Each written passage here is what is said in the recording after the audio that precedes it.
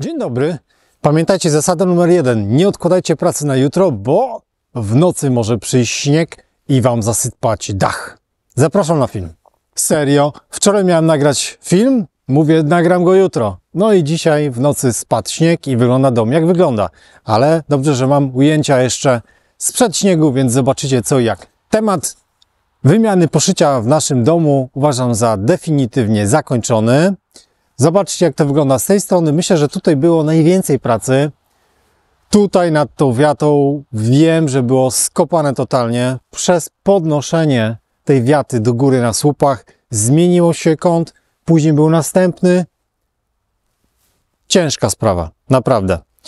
Tutaj natomiast mamy dwa okna dachowe, mamy komin, mamy te wszystkie ławy kominiarskie i dużo tego, nie? Na takim malutkim odcinku, ale jakoś się zmieściło i wszystko jest według mnie jak należy. Idziemy dalej. Narożnik numer 2, czyli lukarna. Mamy również dach płaski nad ogrodem zimowym, który jest w trakcie pracy. Właśnie wysychają gipsy, więc już naprawdę zbliżamy się do końca również wnętrza. Na dachu ogrodu mamy 3 duże okna, również do dachu płaskich. I tak naprawdę te płytki, które tu się pojawiły, raczej stanowią troszeczkę izolację i po prostu estetykę podnoszą, bo jest tam zrobiona jakby cała szczelność jest jeszcze pod płytkami. Mamy jedną rurę spustową, drugą, tam trzecia, tam czwarta, więc to również czeka jeszcze do kończenia. Ale przed zimą nie wiem, czy jeszcze tutaj zrobimy te zbiorniki. Chcę również zbierać wodę, więc zobaczymy. Narożnik trzeci, czyli mamy ogród zimowy z drugiej strony. Mamy tam dachowe jedno w dach. Tam dach jest 45, w ogóle łamany chyba na 33.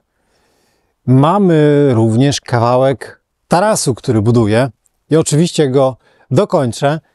Część kratownicy jest zrobiona, reszta jutro albo może jeszcze nawet dzisiaj zobaczymy. Zapraszam serdecznie również na tamtą całą serię filmów o tarasie. Fajnie, myślę, że również te wszystkie wiatrownice wyszły, czyli te płytki zachodzące na siebie. Dosyć ładnie to wygląda, estetyka jest fajnie zachowana. Tutaj myślę, że nie było wielkich niespodzianek. Aha, zobaczcie, mamy dach nad tarasem i dach nad ogrodem zimowym.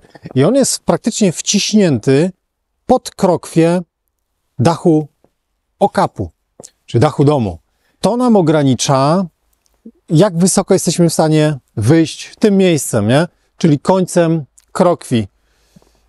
Tu się jeszcze udało, ale pomieszczenie generalnie ogrodu zimowego mogłoby być tak z 10 cm wyżej na przykład.